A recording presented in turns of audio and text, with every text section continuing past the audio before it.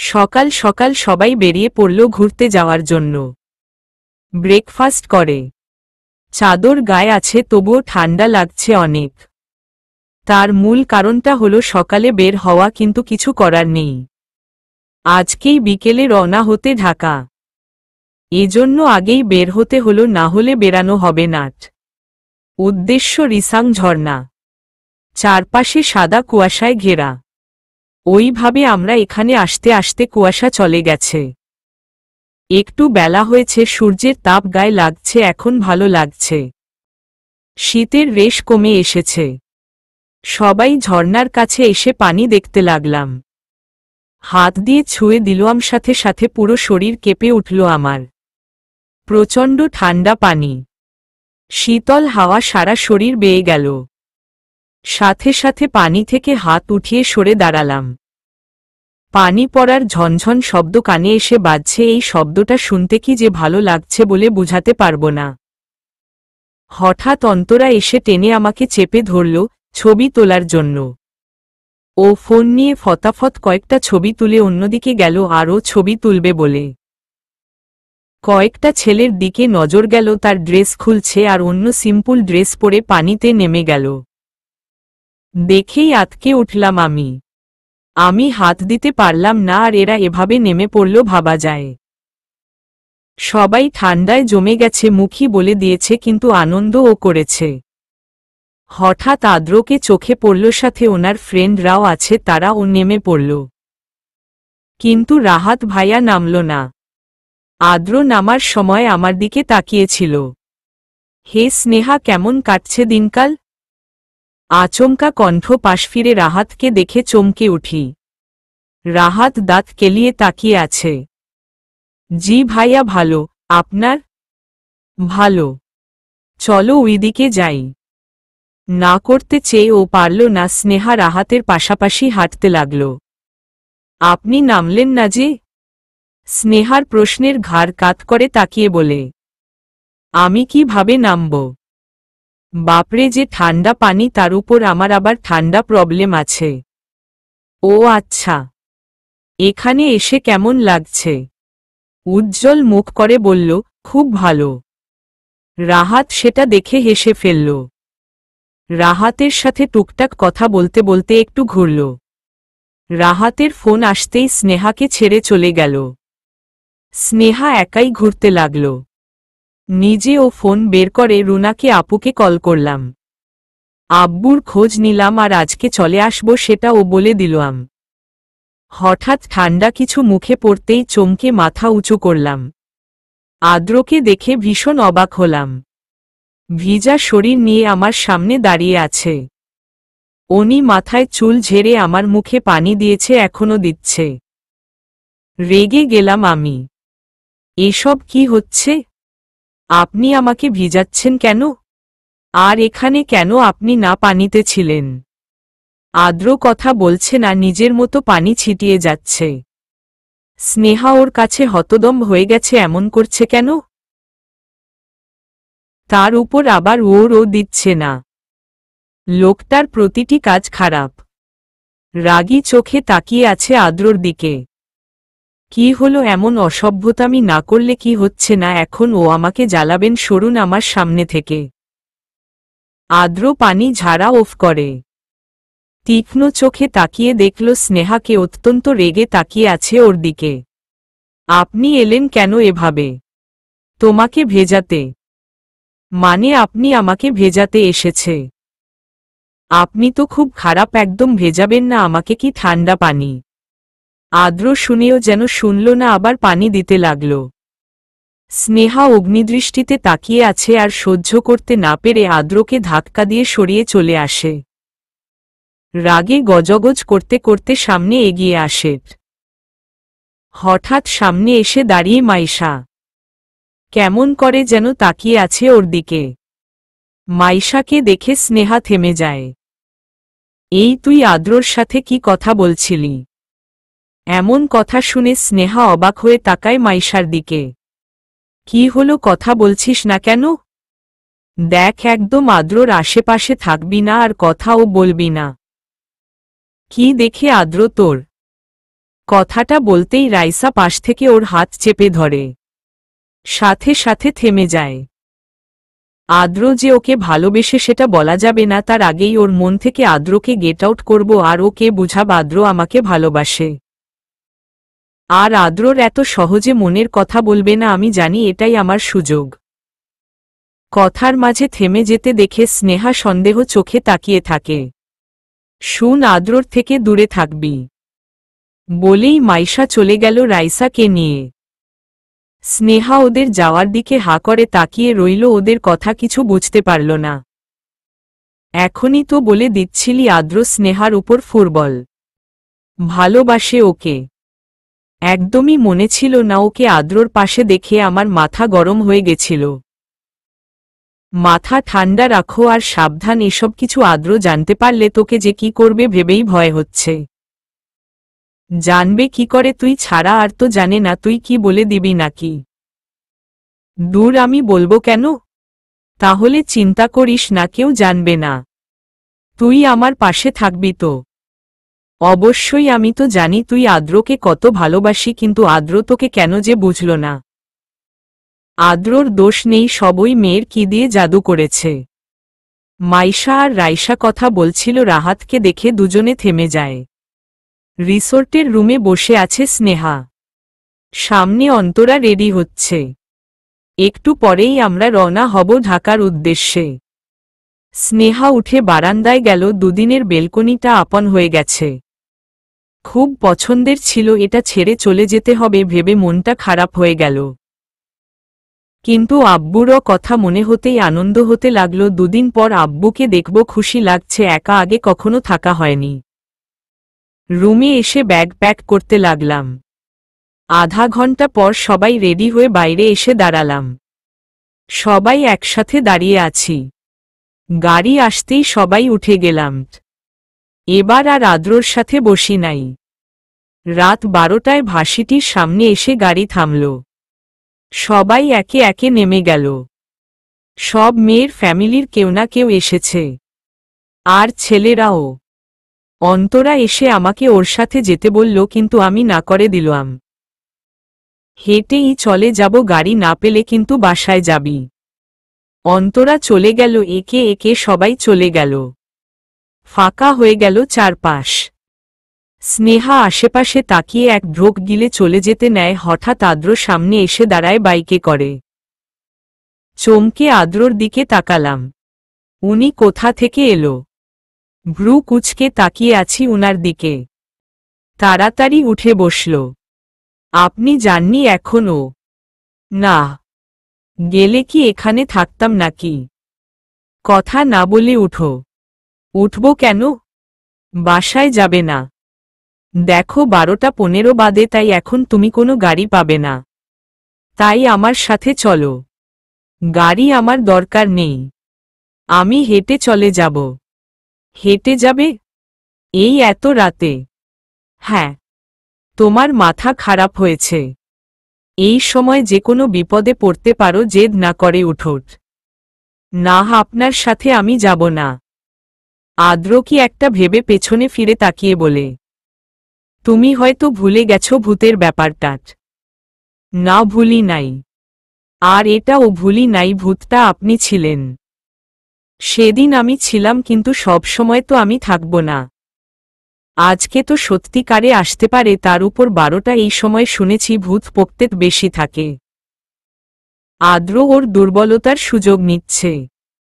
স্নেহা এসব শুনে ভয় পেয়ে গেল, তবুও শক্ত হয়ে দাঁড়িয়ে রইল। ওকে, তাহলে থাকো তুমি, আমি যাই, প্রচুর রাত হয়েছে, বলেই বাইক স্টার্ট দেয়। স্নেহার কি হলো কে জানে, ও আদ্রকে ডেকে উঠল, যাবেন না প্লিজ? আদ্র পেছনে ঘুরে জিজ্ঞেস করে, যাব না মানে? মানে আমাকে রেখে যাবেন না প্লিজ? তুমি না বললে আমার সাথে যাবে না? হ্যাঁ, কিন্তু আজকে একটু পৌঁছে দিন। পারবো না, এতক্ষণ বলছিলাম খুব ঢং দেখিয়েছ। আদ্রর পারবো না শুনে স্নেহার গলা শুকিয়ে আসে। এখন কি হবে সত্যি যদি ভূত আসে? প্রথমে যে কেন না করলাম, কিন্তু এই লোকটা সবসময় আমার সাথে খারাপ ব্যবহার করে, এই জন্যই তো। কিন্তু এখন কি করব, উনি তো আমাকে নিতে রাজি হচ্ছে না। সরি প্লিজ, এমন করবেন না। আচ্ছা করব না, একটা শর্তে। আবার শর্ত? এই লোকটা সবসময় শর্ত শর্ত করে কেন? আল্লাহ আবার কি যে শর্ত দেবে আল্লাহ জানে। হ্যাঁ, রাজি থাকলে বলো। জি বলেন। আমি ফোন দিলেও সব সময় রিসিভ করতে হবে। আপনি আবার ও আমাকে কল করবেন। সেটা পরে জানতে পারবে ধরবে কিনা বলো। হ্যাঁ ওর না। চারপাশের ঘুটঘুটে অন্ধকারে দিকে তাকিয়ে আবার আদ্রর দিকে তাকালাম। সব দোষ আমার, কেন যে নিজে প্রথমে না করতে গেলাম। তাহলে এই যন্ত্রণা সহ্য করতে হতো না। অজ্ঞতা রাজি হলাম আর বাইকের পেছনে উঠে বসলাম। ভালো করে ধরে বসো, না হলে কখন পড়ে যাবে বোঝা যাবে না। পড়ব না, সেদিন পড়ি নাই, মনে আছে? হ্যাঁ, না ধরলে পড়তে। আজকে স্পিড বাড়বে তাই আগেই বললাম। বাড়বে কেন? বাসায় তাড়াতাড়ি ফিরব তাই। কলিং বেল বাজিয়ে দাঁড়িয়ে আছি, খুলছে না। আরও দুবার পর খুলে দিল আপু। আমাকে দেখেই হেসে জড়িয়ে ধরল। ভেতরে ঢুকে আব্বুকে উকি দিয়ে দেখে আসলাম। তারপর ফ্রেশ হয়ে আসতেই আপু খাবার দিল এনে। খাবার আনলেন কেন? কত রাস্তা জার্নি করে এসেছিস, তাই আর কি, তোর তো খিদে পেয়েছে নাকি? তাই গরম করে নিয়ে এলাম। এখন আবার কষ্ট করতে গেলে কেন? চুপচাপ খা। খিদে পেয়েছিল তাই কথা না বাড়িয়ে খেতে শুরু করলাম। সকালে আপু নিজের বাসায় শিফট করল। তার থেকে জানতে পারলাম ভাইয়া আসেনি, এর মাঝে আর ফোন ও নাকি করেনি, সেটা নিয়ে আপু কিছুটা চিন্তিত। পরদিন অফ, ভার্সিটি অফ, তাই বাসায় কাটল। রাতে টিউশনি থেকে কল এলো আর বলল পরদিন যেতে। রাতে আদ্রর নাম্বার থেকে কল এলো। ধরব না ভেবে ফোন রেখে দিতেই কালকের করি মনে পড়ে গেল। না চাইতে ও ফোন রিসিভ করলাম। আসসালামু আলাইকুম। ওয়ালাইকুম আসসালাম। কেমন আছো? বিরক্ত হয়ে ফোন কানে ধরে আছি। কি হলো, কথা বলছো না কেন? ফোন কেন দিচ্ছেন? কথা বলতে। কি করছো? ঘাস কাটছি। কাটবেন? হোয়াট? ডিস্টার্ব করা শুরু করে দিয়েছেন। ফোন রাখেন, আমি ঘুমাবো। খাইছো? বলবো না। বাই। ফোন কেটে দিলাম। এত আদিক্ষেতা করে কথা বলছিল যে দূর, আবার কি সব ভাবছি। 2 দিন পর মন খারাপ করে আপু আমার সামনে বসে আছে। আপুর থেকে জানতে পারলাম ভাইয়া এখন ও আসে নাইট। চিন্তিত আপুর মন খারাপ। আপু মন খারাপ করো না, চিন্তা হচ্ছে আমার। বুঝতে পারছি, বাসায় কাউকে জানাও, অন্য কেউ তো জানতে পারে। শুনেছি। কি বলেছে? বলল কাল নাকি কথা হয়েছে, কিন্তু আজ হয় নাই। ও তাহলে তোমার মাঝে কি ঝামেলা চলছে? থাক, এসব বাদ দে। আপু বলতে চাই না আর তাই চুপ হয়ে গেলাম। সেদিন রাতে রুনা হাজবেন্ড কৌশিক বাসায় এলো। রুনা কৌশিককে দেখেই ঠোঁটের কোণে হাসি ফুটে উঠল। ওকে দেখেই জড়িয়ে ধরল। ভালোবেসে বিয়ে হয়েছিল ওদের, বিয়ের 5 বছর পার হয়েছে। প্রথম ভালোই কাটছিল সংসার জীবন, ভালোবাসায় ভরপুর ছিল, কিন্তু মাঝে কি হয়ে গেল কে জানে। আস্তে আস্তে চেঞ্জ আসতে লাগল। ইদানিং বেশি হচ্ছে। চোখ বন্ধ করে কৌশিকের বুকে মাথা রেখে জড়িয়ে আছে 2 হাতে, কিন্তু বেশি সময় থাকতে পারলাম না। কৌশিক ধাক্কা দিয়ে নিজের থেকে সরিয়ে দিল ওকে। ছলছল চোখে তাকিয়ে আছে ওর দিকে। কৌশিক বিরক্ত নিয়ে তাকিয়ে আছে। শর্ত দেওয়ার পর থেকে আদ্রর কল দেওয়া বেড়েছে। আগে শুধু রাতে কল করত আর এখন দিনের ও করে। দাঁতে দাঁত চেপে সহ্য করতে হয়, কারণ আমি স্বীকার করেছিলাম রিসিভ করব। রাগে দুঃখে বারান্দায় বসে আছি। এখন রাত 11টা বাজে। এখন পর্যন্ত কল আসে নাই আদ্রর, তাই জেগে ফোন হাতে নিয়ে কলের অপেক্ষা করছি। ফোন রিসিভ না করে ঘুমিয়ে পড়লে আবার ভার্সিটিতে গেলে চেপে ধরবে, তাই চরম বিরক্ত নিয়ে ফোনের দিকে তাকিয়ে আছি। এত লেট করছে কেন আজ কল করতে? ঘুমে চোখ বন্ধ হয়ে আসছে আর ইনি আমাকে জ্বালিয়ে খাচ্ছে। জিম মেরে বসে অপেক্ষা করছি কলের, কিন্তু আসছে না। বারান্দায় চেয়ারে হেলান দিয়ে চোখ বন্ধ করে আছি। ওইভাবেই আমার চোখ লেগে যায়।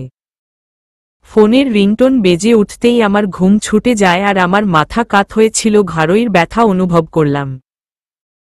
ওইভাবে ঘাড়ে হাত দিয়ে মাথা সোজা করলাম। ফোন বেজে বেজে কেটে গেছে। ফোন টিপ দিয়ে দেখলাম 11:30 বাজে। আবার ফোন বাজলো, সাথে সাথে রিসিভ করলাম তীব্র রাগ নিয়ে। এত রাত করে ফোন দিয়ে উনি আমাকে ডিস্টার্ব করছেন, কত খারাপ একটা হতে পারে ওনাকে না দেখলে বুঝতেই পারতাম না। এইটা কোনো ফোন দেওয়ার টাইম হলো? ঘড়ি দেখেছেন আপনি? প্রায় 12টা বাজে, এত রাতে কেন করলেন বলুন?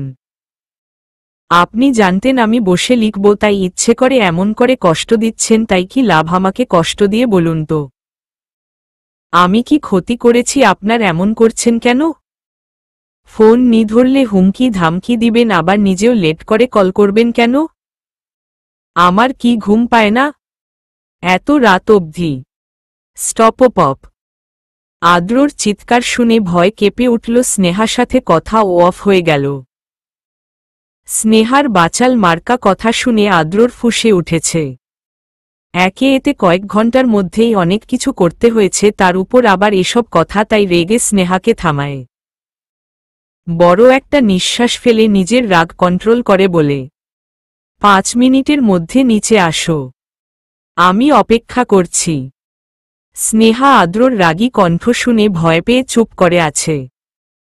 কিছু বলতে পারছে না, তার উপর নিচে যাওয়া শুনে চমকে উঠে, তাও কথা বলছে না। কি হলো, কথা কানে যায় না? নিচে আসবো মানে কি? এত রাতে আমি নিচে কেন আসব?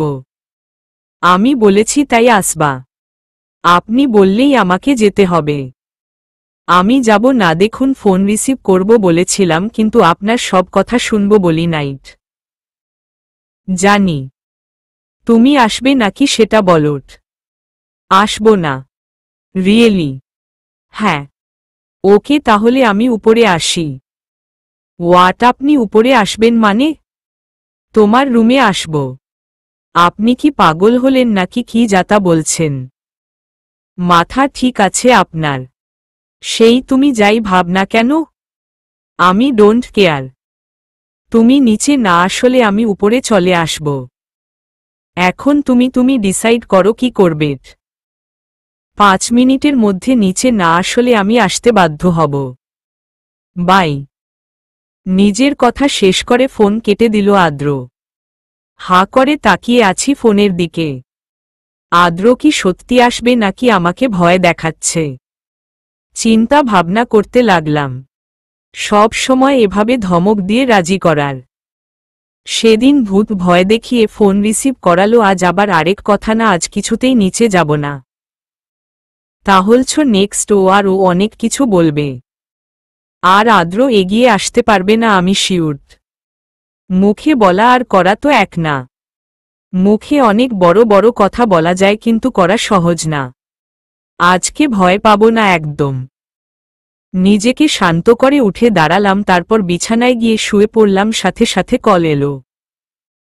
আদ্রর কল রিসিভ করি কিছু কথা শোনাতে হবে, তাই রিসিভ করলাম। দেখুন, আমি নিচে নামব না। আর আপনার হুমকিও শুনব না।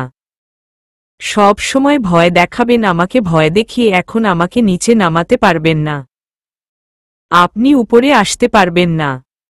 শুধু শুধু ভয় দেখাচ্ছেন আমাকে। আজকে আমি আপনাকে ভয় পাব না। একদম কথা শেষ করলাম আমি। ওকে, আসতে হবে না তোমাকে। সঙ্গে সঙ্গে ফোন কেটে দিল আদ্র। স্নেহা হতদম হয়ে যায় আদ্রর কথা শুনে এত সহজে মেনে নিল। একা স্নেহা আশা করেনি। সব ভাবনা বাদ দিয়ে ঘুমানোর প্রস্তুতি নিচ্ছি। আজকে আমাকে ভয় দেখিয়ে কিছু করতে পারবে না, এজন্য হয়তো মেনে নিয়েছে। ওফ, কি যে শান্তি লাগছে বলে বুঝাতে পারবো না। আজকে আদ্রর কথায় ভয় নিয়ে সাহস দেখিয়েছিল ভেবে। হঠাৎ বারান্দায় লাফিয়ে কারো নামার শব্দ হতেই স্নেহা চমকে উঠে বসে বিছানায় থেকে দেখার চেষ্টা করছে বারান্দায় কে আছে। এমন শব্দ হলো কেন? বারান্দায় অন্ধকার, রুম ও হালকা আলোতে বোঝা যাচ্ছে না। স্নেহা হঠাৎ দেখে কারো ছায়া বারান্দায় সে রুমে আসছে। এটা দেখেই স্নেহা একটা শুকনো ঢোক গেলে। আল্লাহ, ভূত নয় তো? হাত পা কাঁপছে স্নেহার, গলা দিয়ে আওয়াজও বের হচ্ছে না। জোর একটা চিৎকার দিতে যাব, হঠাৎ কেউ কানে কাছে করি বলে উঠল, কি ম্যাডাম, ভয় পেলেন নাকি? কণ্ঠ শুনেই বুঝতে পারলাম এটা আদ্র। সত্যি রুমে চলে এলো। অন্ধকারে আবসা দেখি যাচ্ছে আদ্রর মুখ। আদ্র একদম ওর কানের কাছে গিয়ে কথা বলছে। ভয় স্নেহার হাত পা ঠান্ডা হয়ে আসছে। অবশেষে উনি এসে পড়ল। কি ডেঞ্জারাস ব্যাপার! পাঁচিল টপকে আসলো ভয়ার্ত চোখে। অন্ধকারে আবসা আদ্রর মুখের দিকে তাকিয়ে আছি। সমস্ত কথা আমার গলায় আটকে আছে। কি শান্তি মতোই নাট ঘুমাতে গেছিলাম, সব শান্তি কেড়ে নিয়ে এখানে এসে হাজির। অনেক কষ্টে তোতলাতে তোতলাতে বললাম, আপনি এখানে কিভাবে এলেন? এটা কোনো কঠিন ব্যাপার না, আর কঠিন হলেও আসতামই। আদ্রর যা ইচ্ছা তাই করে। তাই সত্যি চলে আসলেন। ইস, কি যেন বলছিলে? আমি আসতে পারবো না। এই দেখো আমি চলে এসেছি। কিন্তু কেন আসছেন? তুমি কি ভয় পাচ্ছ? হুম। লাইট জ্বালাও। স্নেহা সাথে সাথে উঠে লাইট জ্বালিয়ে দিল। আল্লাহ আল্লাহ করে পেছনে তাকালাম। আদ্র যেন না থাকে, সব যেন আমার মনের ভুল থাকে, কিন্তু না, কিছু মনে ভুল না, সব সত্য। আদ্র আমার খাটে বসে আছে, মুখে বাঁকা হাসি। লোকটা স্মৃতি চলে এসেছে। কি সাংঘাতিক! এমন হবে একটু ভাবিনি। কি এভাবে তাকিয়ে আছো কেন? আপনি এখানে কেন এলেন? তুমি যাওনি দেখে। আমি কেন যাব? আপনি আসলে পাগল হয়েছেন। যান এখানে থেকে, চলে যান। চলো তাহলে। আমি আবার কোথায় যাব? সেটা গেলেই দেখতে পাবে, চলো। বাই দা ওয়ে, তোমাকে কিন্তু ওড়না ছাড়া খুব হট লাগছে। কথা শুনে স্নেহা বড় বড় চোখ করে তাকালাম আদ্রর দিকে। তারপর নিজের দিকে দৌড়ে ওড়না গায়ে জড়িয়ে রেগে তাকালাম ওনার দিকে। না, আমি আপনার সাথে কোথাও যাব না। আপনি একটা ফাজিল লোক। এভাবে একটা মেয়ের রুমে ঢুকতে লজ্জা করল না আপনার? আদ্র বিছানায় থেকে উঠে আমার দিকে এগিয়ে আসতে লাগল আর বলল, না লাগে না। আপনি এদিকে আসছেন কেন? যাবে নাকি? নাকি কি করবেন আপনি? তুমি যদি না যাও আমার সাথে, এখন তোমার সাথে কি করব কল্পনাও করতে পারবে না। বলতে বলতে একদম স্নেহার কাছে এসে দাঁড়াল। সরুন, আগে বলো যাবে? আচ্ছা যাব। আদ্র যাব শুনে স্নেহার গাল টেনে দিয়ে ঠোঁট কামড়ে হেসে সরে দাঁড়াল। আদ্রর ছোঁয়া পেয়ে স্নেহা স্তব্ধ হয়ে আছে। এখন ও দাঁড়িয়ে আছো কেন? আসো। আদ্রর সাথে যেতে লাগলাম। বাসায় নিচে দাঁড়িয়ে আছি আমি আর আদ্র। আমি শুধু ওর দিকে আগুন চোখে তাকিয়ে আছি। মন চাইছে খুন করে ফেলতে। আদ্র আমার হাত ধরে গেটের কাছে এলো, তারপর বের হতে লাগলো সাবধানে। আমি ভাবছি দারোয়ান কই? হঠাৎ ভালো করে তাকিয়ে দেখি দারোয়ান চেয়ার হেলান দিয়ে ঘুমাচ্ছে। গেটের বাইরে এসে আমার হাত ছেড়ে দিল।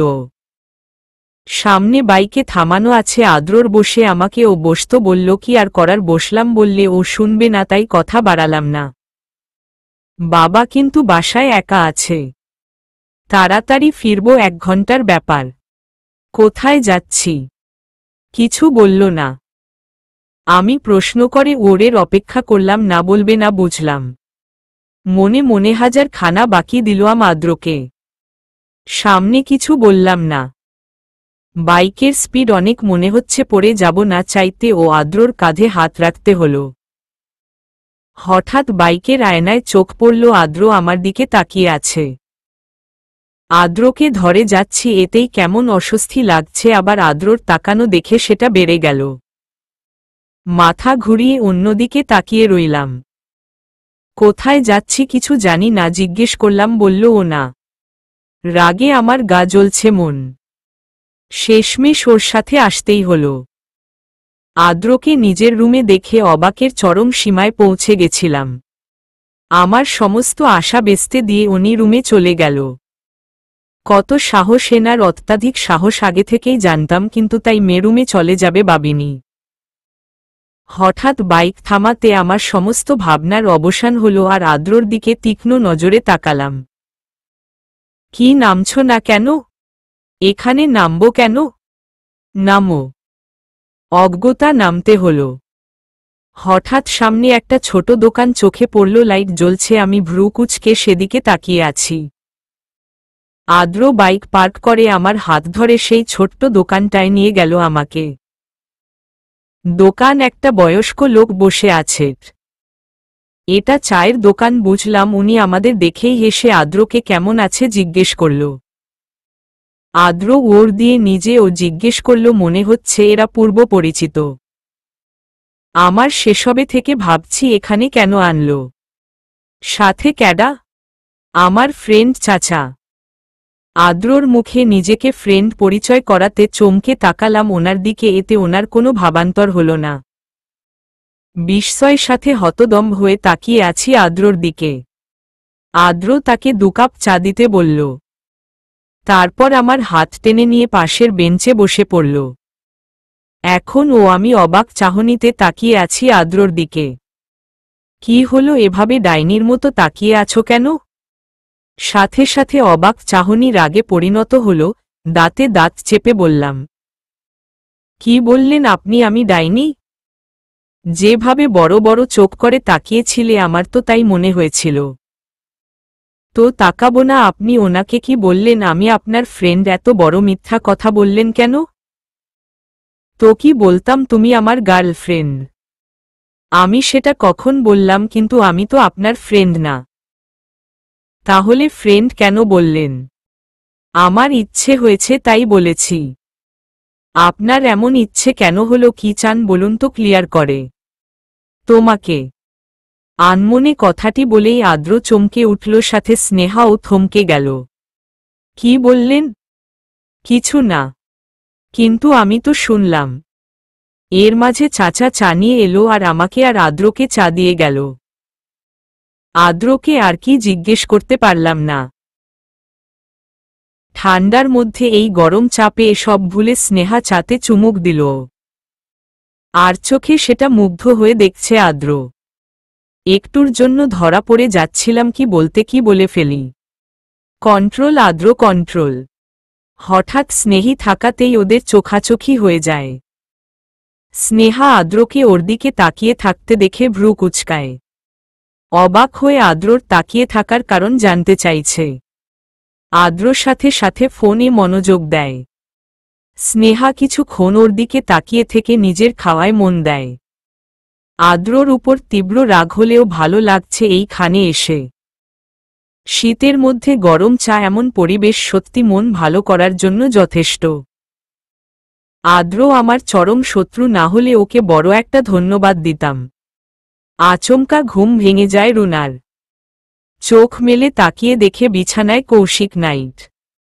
উঠে বসে বিছানায় উপর। কৌশিক কোথায় গেল ভাবছে রুনা। বাথরুমের গেল কি? মেয়ে ঘুমিয়ে আছে, তার দিকে একবার তাকিয়ে উঠে বাথরুমের সামনে যায় লাইট নাইট। দরজা খুলে উকি দিয়ে দেখে নাই। তাহলে হঠাৎ বারান্দায় থেকে মৃদু আওয়াজ কানে ভেসে আসে, সেই আওয়াজ শুনে রুনা সেদিকে যায়। কৌশিক ফোন কানে ধরে কারো সাথে রেগে কথা বলছে। মুখে রাগ স্পষ্ট ফুটে উঠেছে। এমনভাবে কার সাথে কথা বলছে কে জানে। ফসা মুখ, লাল হয়ে আছে। কিন্তু একটা ব্যাপার, কৌশিক মুখ সাফিয়ে কথা বলছে মানে লুকিয়ে। ফোনে কথা শেষ করে একটা বকা দিয়ে পেছনে ফিরতে যাবে তার আগেই আমি তাড়াতাড়ি রুমে চলে এলাম। আর বিছানায় শুয়ে পড়লাম। মনে ভেতর সন্দেহের দানা বেঁধে গেল। কার সাথে এভাবে কথা বলছিল রেগে আবার লুকিয়ে? কিসের এত লুকোচুরি? কৌশিককে রুমে এসে শুয়ে পড়তে দেখলাম, আমি চোখ হালকা খুলে রেখেছিলাম। সকালে বাবুর কান্নায় ঘুম ভেঙে গেল। উঠে রাকে করে নেওয়ার আগেই কৌশিক ওকে কোলে নিল। কতদিন পর মেয়েকে কোলে নিল কৌশিক। রায়ার কান্না থামাতে চেষ্টা করেছে, পারছে না। তাই বাধ্য হয়ে আমি নিজে কোলে নিলাম, সাথে সাথে থেমে গেল। কৌশিক তীক্ষ্ণ চোখে মেয়ের দিকে তাকিয়ে আয়নার গিয়ে রেডি হতে লাগল। রাকে কৌশিক একদমই সময় দেয় না, এজন্য এখন কৌশিকের কোলে ও কম যায়। রানীও উঠে গেছে, ওর কাছে রাকে দিয়ে হালকা ফ্রেশ হয়ে রান্নাঘরে গেলাম। তাড়াতাড়ি করে রুটি বেলতে লাগলাম। রুটি ভাজছি। আধা ঘন্টায় রান্না শেষ করে রুমে এসে দেখলাম কৌশিক দেখি হয়ে সব ফাইল নিয়ে চলে যাচ্ছে। খাবে না? কৌশিক একবার আমার দিকে তাকিয়ে চলে গেল। কৌশিক নিজের ডেস্কে বসে ল্যাপটপে কাজ করছে। এমন সময় ম্যানেজার হাসিব এলো ওর কাছে, আর এসে একবার কৌশিককে ভালো করে দেখে বলল, কৌশিক, তোমাকে ম্যাডাম ডেকেছে। ম্যাডাম ডেকেছে শুনেই চমকে উঠে কৌশিক। ঘামতে থাকে এসি রুমেও। কি হলো কৌশিক, তুমি ঠিক আছো তো? নিজেকে স্বাভাবিক করে মাথা নেড়ে সায় জানায়। হাসিব কেবিন ছেড়ে বেরিয়ে যায়। কৌশিক পকেট থেকে রুমাল বের করে কপালের ঘাম মুছে উঠে দাঁড়ায়। May I come in? হাতের ইশারায় যেতে বলে। কৌশিক ধীর পায়ে রুমে ঢুকে সামনে একটা অতি সুন্দরী মেয়ে বসে আছে। তার পরনে প্যান্ট ও শার্ট, চুল জুটি করা, ঠোঁটে লাল টকটকে লিপস্টিক। এই অফিসটা তার বাবার, 6 মাস যাবৎ সে অফিসে বসেছে। আর তারপর থেকেই কৌশিককে জ্বালিয়ে খাচ্ছে। মেয়েটার নাম ঐশী, বাবার মায়ের একমাত্র মেয়ে, যে প্রথম দেখায় কৌশিকের প্রেমে পড়েছে। তারপর থেকে আঠার মতো লেগে থাকে। কৌশিককে বারবার নিজের মনে কথা বুঝাতে চায়, কিন্তু কৌশিকের থেকে কোনো রেসপন্স পায় না। আর তারপর একদিন প্রপোজ করে বসে। এমন করতে হবে ঐশী কখনো ভাবেনি। ও যথেষ্ট সুন্দরী, স্মার্ট, টাকা আছে। কিন্তু কৌশিকের প্রেমে পাগল হয়ে মনের কথা জানিয়ে দেওট। সেদিন কৌশিক থেকে বড় আঘাত পায় থাপ্পড় সাথে। কৌশিক বিবাহিত। বড় একটা ধাক্কা খায় কৌশিক বিবাহিত শুনে। কৌশিকের থেকে সরে আসতে চায়, এজন্য অফিসে আসা বন্ধ করে দেয়। কিন্তু বিজনেসের ক্ষতি হবে ভেবে 1 সপ্তাহ পর আবার অফিসে যাওয়ার শুরু করে। কৌশিকের থেকে দূরে থাকতে থাকে, কিন্তু পারে না। আবার ওর প্রতি টান অনুভব করে। আর মনে জেদ চাপে কৌশিক ওকে চল মেরেছিল সেটা ভেবে। আর একটা ব্যাপার ওকে আঘাত করে, বিন্দুমাত্র অনুশোচনা দেখে না কৌশিকের মাঝে। সে দিব্যি নিজের হেসে খেলে আছে, এসব দেখে ও গা জ্বলে ওঠে। আমি কিনা কষ্ট ধুকে ধুকে মরছি আর এনি আনন্দ আছে। তখন আবার কৌশিককে পাওয়ার জেদ মাথায় চাপে। আবার পেছনে লাগে, কিন্তু কৌশিক ওর দিকে ফিরে ও তাকায় না। এসব সহ্য করতে না পেরে কৌশিককে ট্রাপে ফেলে বিয়ে করার জন্য বাধ্য করে। কিছু আপত্তিকর ছবি দেখিয়ে যাতে বোঝা যায় কৌশিকের সাথে ঐশীর গভীর সম্পর্ক আছে। কিন্তু কৌশিক সংজ্ঞানে কিছু করে নি। একদিন কফির একটা পার্টিতে ও কলিগদের সাথে ড্রিঙ্ক করে ফেলেছিল। ঐশী বলছে সেদিনই নাকি আমি। এসব বলে আর ছবি দেখিয়ে ঐশী কৌশিককে ওকে বিয়ে করতে বলেছে। নি হলে এই ছবিগুলো রুনাকে দেখাবে আর ওকে জেলের ভাত খাওয়াবে বলেছে। এজন্য 1 সপ্তাহ সময় দিয়েছে। এর মাঝে 3 দিন চলে ও গেছে। কৌশিকের দিকে তাকিয়ে ঐশী শয়তানি হাসি দেয়। কৌশিক সেদিন রেগে তাকিয়ে থাকে। তা কি ডিসিশন নিলে? সময় তো ফুরিয়ে এলো। কৌশিক কিছু বলছে না। ওর এই মেয়েটাকে দেখলে খুন করতে ইচ্ছে হয়। কৌশিক কিছু বলছে না দেখে ঐশী উঠে কৌশিকের সামনে এসে দাঁড়ায়। তারপর ওকে জড়িয়ে ধরে, সাথে সাথে ধাক্কা দিয়ে সরিয়ে দেয় নিজের থেকে। আমার থেকে দূরে থাকুন। উফ সুইট হার্ট, এভাবে বলতে নেই। কয়দিন পর থেকে তো এভাবেই সারাদিন জড়িয়ে থাকতে হবে। প্রতি ওরে কিছু বলার নেই। কিছু বললে ওই ছবিগুলো রুনার কাছে যাবে না, কিছু ভাবতে পারছি না। চলো বলেই এগুতে লাগলো ঐশীর। এবার কৌশিক বলে, কোথায় যাব? ঐশী পেছনে ঘুরে বলে, শপিংয়ে। কিসের শপিং? বিয়ের। মানে 3 দিন পর তোমার আর আমার বিয়ে, সেটা কি ভুলে গেছ? সেজন্য শপিং করতে হবে তো, এজন্য ভেবেছি এখন যাব।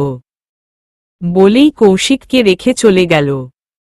কৌশিক সেদিকে তাকিয়ে থেকে দীর্ঘ শ্বাস ফেলল। এই মেয়েটাকে ও কিছুতেই বিয়ে করবে না, কিন্তু আটকাবো কিভাবে? এখন না গেলে আর ও সিনকিয়েট করবে, তার থেকে যাই। ওই ক্লাবে গিয়ে দেখতে হবে সত্যি কি ঐশীর সাথে কিছু ঘটেছিল। গাড়িতে বসে আছে কৌশিক, ওর পাশে ড্রাইভিং সিটে ঐশী ড্রাইভ করছে। বিরক্ত আর অস্বস্তি নিয়ে পাশে বসে আছে। হঠাৎ ফোন বেজে উঠল, তাকিয়ে দেখি রুনার নাম্বার। কলের শব্দে ঐশী ও তাকিয়েছে ফোনের দিকে। উফ, দুজনে একটু একা আছি, এখনই এই সতীন জঞ্জালটার কল করতে হলো। রেগে তাকালো ঐশীর দিকে কৌশিক। ভয় পেয়েছি, এভাবে তাকাও কেন? ভয় পাওয়ার ভঙ্গি করে বলল ঐশী। হা হা হা, এটাই বলল ভেবেছ তাই তো, কিন্তু সুইটহার্ট এইটা তো আমি বলবো না। তোমার ওই মিডল ক্লাস বউকে তোমার ডিভোর্স দিতেই হবে। কৌশিক সেদিন কান না দিয়ে ফোন রিসিভ করে কানে ধরল। ওপাশ থেকে, আসসালামু আলাইকুম। ওয়ালাইকুম আসসালাম। কি করছো? কিছু না। বাসায় আসতে কয়টা বাজবে? জানি না। আগে আসতে পারলে চিনি নিয়ে এসো, শেষ হয়ে গেছে। আচ্ছা। বাবু কাঁদছে কেন? খিদে পেয়েছে, নিচে থেকে চিনি নিয়ে এলাম, শেষ হয়েছে, খেয়াল ছিল না। আর কিছু বলল না। কৌশিক ফোন কেটে রেখে দিল। ঐশী তীক্ষ্ণ নজরে ওর দিকে তাকিয়ে আছে। কৌশিক সেদিন খেয়াল দিল নাট। আদ্রর 14 গোষ্ঠী উদ্ধার করেছে বসে বসে স্নেহা। রাগে ওর আদ্রর মাথা ফাটাতে ইচ্ছে করছে। কাল রাতে তীব্র রাগ নিয়ে আদ্রর সাথে গেল, ও পরিবেশটা আমার পছন্দ হয়েছিল, কিন্তু কি হলো, আদ্রকে সেই জ্বালালো। এমন কিছু হবে আমি খুব ভালো করেই জানতাম, তবুও ওই বেয়াদবটাকে একটু জন্য ভালো লেগেছিল, আর সাথে সাথে কিনাট আমার সমস্ত আনন্দ মাটি করে দিল। কাল রাতে আমি আরামছে কফি খাচ্ছি আর চারপাশের নিস্তব্ধতা উপভোগ করছি, হঠাৎ আমার আদ্রর দিকে চোখ যায়। ও কেমন করে যেন তাকিয়ে আছে আমার দিকে। আমি তাকাতেই ঠোঁট কামড়ে হেসে উঠল, তারপরে কিছু বোঝার আগেই আমার কোমর জড়িয়ে ধরে কাছে টেনে নিল। কফি শেষ হয়েছিল, না হলে আমার শরীরে পড়তট। আচমকা ঘটনায় আমি হতদম হয়ে গেছি, কি হচ্ছে বুঝতে পারছি না। হঠাৎ ঠাস ঠাস শব্দ, তাকিয়ে দেখি আদ্র ফতাফত কয়েকটি ছবি তুলে নিয়েছে। তারপর আমাকে ছেড়ে দিল। আমি হা করে কিছুক্ষণ তাকিয়ে থেকে জিজ্ঞেস করলাম, কি করলেন এটা? পিকচার নিলাম। তা তো বুঝলাম, কিন্তু কেন? আমার একটা অভ্যাস আছে। কি? ভ্রু নাচিয়ে তাকিয়ে জিজ্ঞেস করলাম। বন্ধু শত্রু হোক আর সব পরিস্থিতিতে পিকচার নেওয়া, এটা আবার কেমন অভ্যাস? আর যেমনই হোক, আমার সাথে নিলেন কেন? আমি আপনার কি বন্ধু না? মুখের কথা কেড়ে নিয়ে, বন্ধু না, তুমি আমার বন্ধু কখনো হতে পারবে না। তাহলে শত্রু, এটাই ঠিক আছে, আর আপনার মতো হনুমানকে আমি আমার বন্ধু কখনো বানাবো না। আমি হবও না। আমি হতে দিল তো হবেন। আমি তো হতেই চাই না, তুমি দিলই কি? বিড়বিড় করে বলে, আমি তো অন্য কিছু হতে চাই। বিরতির কথা ও আমার কানে কিছুটা আসে। কি বললেন? কিছু না। চলো তারপর দুজনে বাইকে উঠে বসি। বাইকে থেকে নেমে গেট দিয়ে ঢুকতে যাব, পেছনে থেকে আদ্র আটকে ধরে। কি হলো? আবার আমার সাথে ঘেঁষেছেন কেন? ছাড়ুন হাত, আর কত জ্বালাবেন? চুপ। আবার চুপ করতে বলছেন? আপনি খারাপ কিছু করতে চাইছেন না তো? সন্দেহ চোখে তাকিয়ে। চুপ পপ, স্টপ ইট গার্ল। ওই দেখ, বলেই দারোয়ানকে ইশারায় দেখায়। আমি দেখেই ভয় কাঁপতে থাকি। আল্লাহ, দারোয়ান জেগে গেছে, এখন কি হবে? ভিতরে ঢুকব কি করে? ফিসফিসিয়ে আদ্রকে জিজ্ঞেস করি। এখন ভেতরে যাব কেমনে? সেটা তোমার ভাবতে হবে না, উনি এখনি চলে যাবে। আপনি জানলেন কি করে? অবাক হয়ে আদ্র কিছুটা থতমত খেয়ে যায় কথাটা শুনে। কি হলো বলেন? এটা না বুঝার কি আছে? আমি কি তোমার মতো গাধা নাকি? এখন ওনার টয়লেটেও তো যেতে হতে পারে। কথাটা বিশ্বাস করলাম। তা ঠিক আছে, এর জন্য আপনি আমাকে গাধা কেন বললেন? ওই চলে গেছে, যাবে নাকি আমার সাথে ঝগড়া করবে? কটমট চোখে উনার দিকে তাকিয়ে চলে আসতে নিলাম। সত্যি চলে গেল। সুযোগ বুঝে আমিও চলে এলাম। সকালেই ওনার ফোন কলের জেগে গেলাম। রাগ মিশ্রিত চোখ ফোনের দিকে তাকিয়ে ফোন কেটে দিলাম। পরপর কল 4 এলো, আমি 4 বারই কেটে দিলাম। এর ফোন আর রিসিভ করুম না, যা খুশি পারুক করুক। সাথে সাথে মেসেজ হলো, তাড়াতাড়ি কল রিসিভ করো, না হলে আমি বাসায় চলে আসব। সাথে ভয় পেলাম, কাল যে ঘটনা ঘটল আসাটা অস্বাভাবিক না। তাই ফোন রিসিভ করলাম। 9টা মাঝে গেটের বাইরে আসো, আমি আসছি। মানে আসছেন মানে কি? কোথায় আসছেন? তোমার বাসায়। কিন্তু কেন? ফোন তো রিসিভ করছি। হ্যাঁ করেছ, কিন্তু লেট করে। প্লিজ আসবেন নাট, আমার বিপদ হবে। আমি তো আসবই যদি তুমি নিচে না আসো ঠিক মতো। নিচে আসবো মানে ভার্সিটিতে যাব না? না, আমার সাথে যাবে। কোথায়? আর কেন? দেখুন এমন করছেন কেন? রাখছি, ঠিক 9টায় নিচে থাকবা। বলেই কেটে দিল। পাগল করে দিবে। উফ। উঠে হালকা ফ্রেশ হয়ে রান্নাঘরে গেলাম। এর মাঝে কলিং বেল বাজল, খুলে দেখি রানী আর রায়া। কিরে এত সকালে? কোনো দরকার? হ। কি? বলেই রাকে কোলে নিয়ে ভেতরে এলাম। রানী বলল চিনি লাগবে, কোটা খুঁটে একটু পেলাম, পুরোটাই দিয়ে দিলাম। হবে কিনা জানি না, এখানে এসে আধা কেজি চিনি কিনেছিলাম একটু আধটু চা খাওয়ার জন্য। ভয় ভয় 9টায় নিচে নামলাম। আর এসে দেখি শয়তান আদ্রটা গেটের বাইরেই দাঁড়িয়ে আছে বাইক নিয়ে, হাতে সিগারেট। আমাকে দেখেই সিগারেট ফেলে একটা হাসি দিল, তারপর বাইকে উঠে বসে আমাকে ও উঠতে বলল। কি হলো?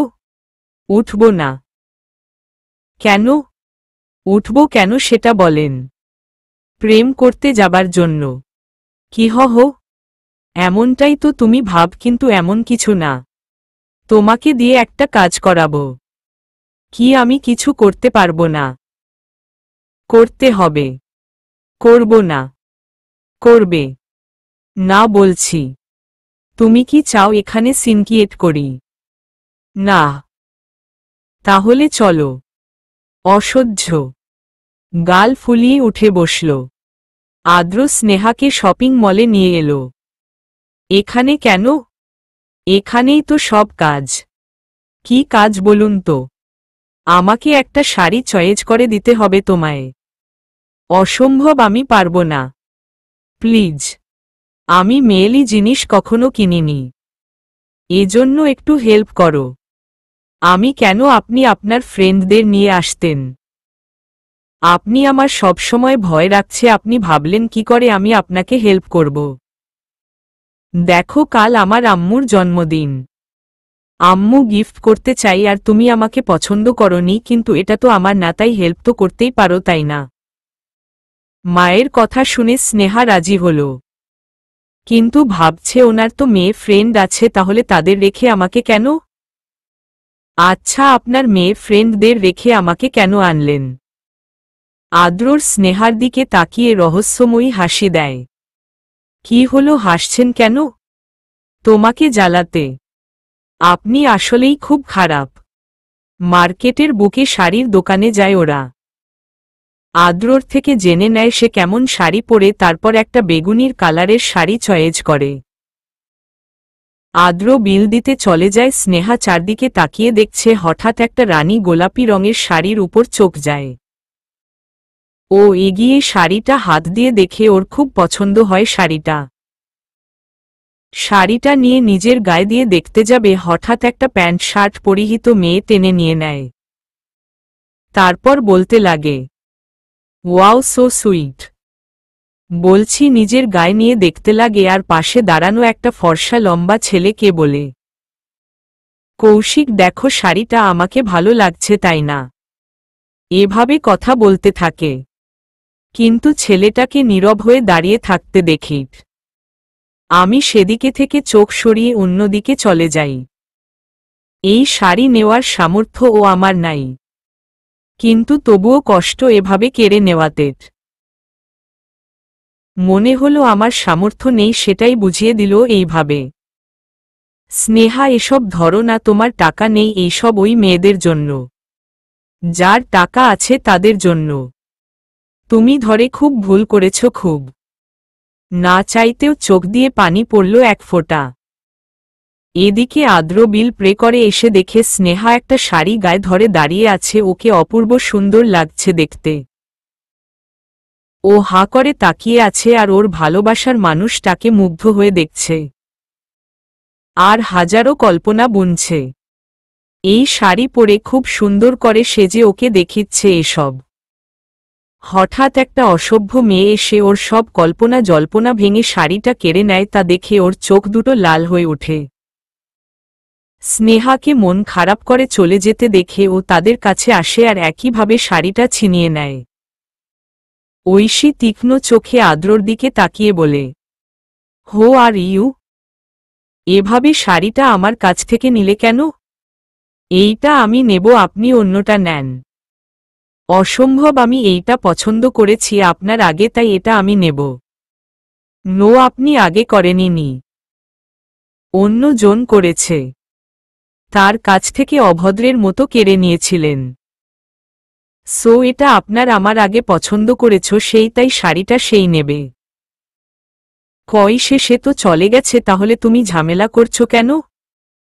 কারণ শাড়িটা আমি নেব তার জন্য। হোয়াট? সে আপনার কি তার জন্য ঝগড়া করছে কেন?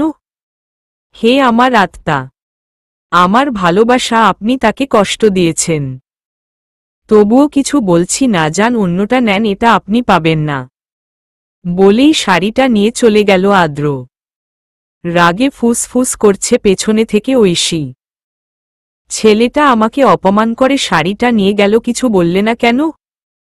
ছেলেটা মেয়েটার জন্য এত কিছু বলল আমাকে, আর তুমি কিছু বলতে পারলে না? বলেই রেগে তাকালো কৌশিকের দিকে। কি হলো, বোবা হলে নাকি? এক কথায় উত্তর দেওয়া যায় না। ছেলেটা মেয়েটাকে ভালোবাসে তাই এত সব করল, আর আমি আপনাকে ভালোবাসা তো দূরে ঘৃণা করি। Just I hate you. কথাটা শুনে আগুন চোখে তাকালো, যেন চোখ দিয়ে জ্বালিয়ে পুড়িয়ে ছারখার করে ফেলবে কৌশিককে। কৌশিকের সেদিকে খেয়াল নেই, ও ওর মতো নীরব হয়ে অন্যদিকে তাকিয়ে আছে। স্নেহা অন্যদিকে চলে গেছে, আদ্রকে খুঁজছে এদিকে ওদিকে। আর ভুল করেও কিছুতেই হাত দেয় নাই স্নেহা। আদ্রকে না পেয়ে গোমরামুখ করে এক কোণে দাঁড়িয়ে আছে স্নেহার। মন প্রচণ্ড খারাপ হয়ে আছে। এতক্ষণ খুশি ছিল এত বড় শপিং মলে এসে, কিন্তু এখন আর সেই খুশি ওর মাঝে নেই। মুখ কালো করে দূরের এক ছোট বাচ্চার দিকে তাকিয়ে আছে স্নেহা। বাচ্চাটাকে তার বাবা ও মা জামা দেখাচ্ছে একটার পর একটা, কিন্তু মেয়েটা সব ড্রেস দেখেই না দেখাচ্ছে। মানে তার পছন্দ হয় নাই। বাবা মা দুজনেই ক্লান্ত হয়ে দুজনেই দুজনের দিকে তাকালো অসহায় মুখ করে। এটা দেখে মেয়েটা খিলখিলিয়ে হেসে উঠল। তার একটা ড্রেস হাতে নিয়ে বোঝানো এইটা তার পছন্দ, অথচ আগেই এই ড্রেসটা ওকে দেখানো হয়েছিল, ও না করছিল। কাজ দেখে আমি নিজেও হেসে উঠলাম। কি দুষ্টু মেয়েটা, এতক্ষণ সবাইকে হয়রানি করল। কি ব্যাপার, এমন পাগলের মতো একা একা হাসত কেন? আদ্রর মুখে পাগলের মতো হাসছি শুনে রেগে তাকালাম ওনার দিকে। আদ্র বিস্ময় চোখে তাকিয়ে আছে আমার দিকে, আমি তাকাতেই ভ্রু কুঁচকাল। চোখ দুটো বড় বড় করে রেগে বললাম, কি বললেন আমি পাগলের মতো হাসছি? আপনি আমাকে পাগল বললেন? তুমি তো পাগলই। অকারণে যেভাবে একা একা হাসছিলে যে কেউ তোমাকে পাগলই ভাববে। দেখুন, মুখ সামলে কথা বলুন, না জেনে একদম ফালতু কথা বলবেন না। আমি অকারণে হাসছিলাম আপনাকে বলল কে? বলার কি আছে, তুমি তো অযথাই হাসছি সেটা আমি জানি। আপনি কি করে বুঝলেন আমি করছি হাসছিলাম? তোমাকে দেখো। স্নেহা ভ্রু কুঁচকে বলল। আমাকে দেখে? হ্যাঁ। দূর, আপনার সাথে কথা বলাই বেকার। চলুন তো, আপনার জন্য আমার ক্লাস মিস হলো। আবার এখন আমাকে পাগল বলছেন? নিজে পাগল সেটা না বলে আমাকে বলা হচ্ছে যত সব ফালতু। তা কি জন্য হাসছিলে শুনি? বলতাম না। চলুন। যেতে গিয়ে ও থেমে যায়। স্নেহা পেছনে ফিরে আদ্রর হাতের দিকে তাকিয়ে আছে। বিস্ময় চোখে আদ্রর মায়ের শাড়ি তো আমার হাতে, তাহলে আদ্রর হাতে কি? আপনার হাতে? স্নেহার কথায় কিছুটা থতমত খেয়ে যায় আদ্র। স্নেহা ওর দিকে অবাক হয়ে তাকিয়ে আছে। কি হলো বলছেন না কেন? আন্টির শাড়ি তো আমার হাতে, তাহলে আপনার হাতে কি? কিছু না। কিছু না মানে কি? আমাকে কি অন্ধ মনে হয় আপনার? উফ স্নেহা, চলো তো, আর এটাতে আমার একজন আপনজনের জিনিস আছে। তোমাকে বলা যাবে না, চলোট। আপনজন? সেটা আবার কে? আমার ভালোবাসা মানুষের জন্য স্পেশাল জিনিস আছে। চোখ ছোট ছোট করে তাকিয়ে থেকে কিছু একটা ভেবে সামনে এগিয়ে গেল স্নেহা। বুকটা ধক করে উঠল যখন আদ্রর মুখে আমার ভালোবাসা কথা শুনেছি। আদ্র ভালোবাসা কথা বলার সময় ওর মুখটা খুব খুশি দেখাচ্ছিল। হয়তো তাকে খুব ভালোবাসে। কে সে মারিয়া?